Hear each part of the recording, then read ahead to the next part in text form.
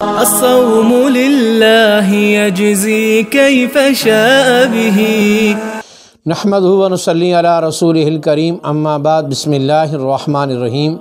معزز خواتین و حضرات، السلام علیکم ورحمۃ اللہ وبرکاتہ۔ میں آپ کی خدمت میں حاضر ہوں پروگرام سنہری باتوں کے ساتھ، اور آج کی مجلس میں رافع بن عمیر رضی اللہ تعالیٰ عنہ کے قبول اسلام کا واقعہ عرض کروں گا۔ تفسیر مزاری میں سعید بن جبیر رضی اللہ کے واسطے سے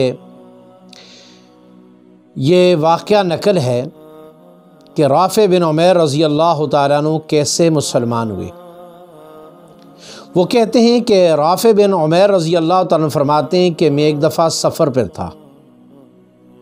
جب میں مقام عالج پہ ریگستان میں پہنچا تو میرے اوپر نیند کا غلبہ ہو گیا۔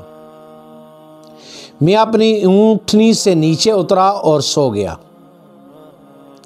نیند کی حالت میں سونے سے پہلے میں نے ایک دعا پڑھ لی، انی اعوذ بعظیم ھذا الوادی من الجن۔ یہ دعا پڑھ کے میں سو گیا۔ اس کے بعد میں خواب میں دیکھتا ہوں کہ ایک آدمی ہے کہ جو میری اونٹنی کے سینے کو چاک کر رہا ہے۔ میں بیدار ہوا۔ میں نے بیدار ہو کے دائیں بائیں دیکھا تو مجھے کچھ نظر نہ آیا۔ میں دوبارہ سو گیا۔ مجھے دوبارہ وہی خواب آیا۔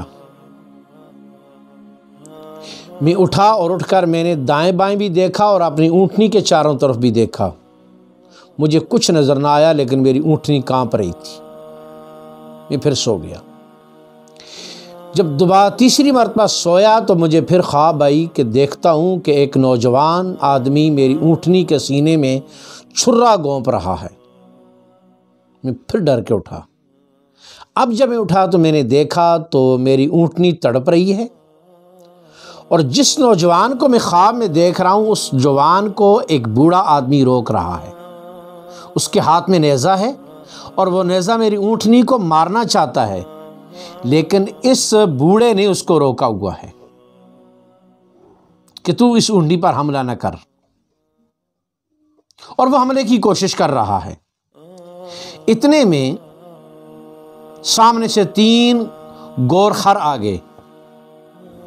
اس بزرگ نے اس جوان سے کہا کہ ان تینوں میں سے جس کو چاہے تو لے لے اور اس اونٹنی کو چھوڑ دے۔ ان میں سے جو بڑا جانور تھا وہ اس کو لے کے چلا گیا اور اس نے اونٹنی کو چھوڑ دیا۔ اس کے بعد وہ بزرگ میری طرف متوجہ ہوئے اور کہنے لگے، بے وقوف، اب جب بھی کسی وادی میں تیرا پڑاؤ ہو تو اس وادی میں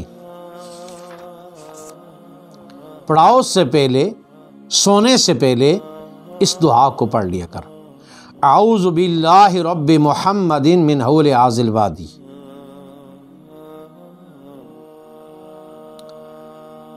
تو میں نے پوچھا کہ یہ محمد رسول اللہ کون ہیں؟ انہوں نے جواب دیا کہ یہ یثرب میں رہتے ہیں، کھجوروں والی زمین میں رہتے ہیں۔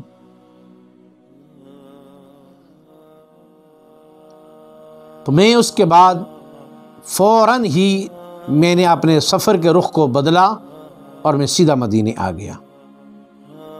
مدینے آ کر میں نبی کریم صلی اللہ علیہ وسلم کی خدمت میں حاضر ہوا۔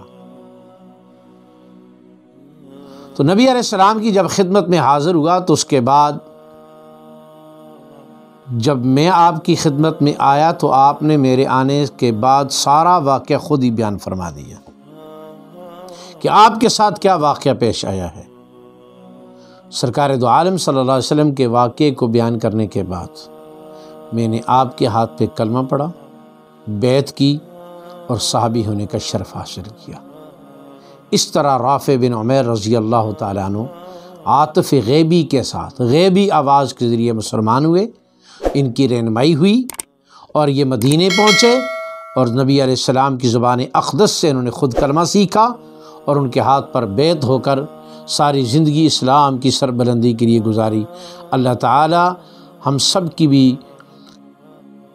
غیبی مدد فرمائے اور اللہ رب العزت کی ذات ہمیں صحابہ کے نقش قدم پر چلنے کی توفیق نصیب فرمائے۔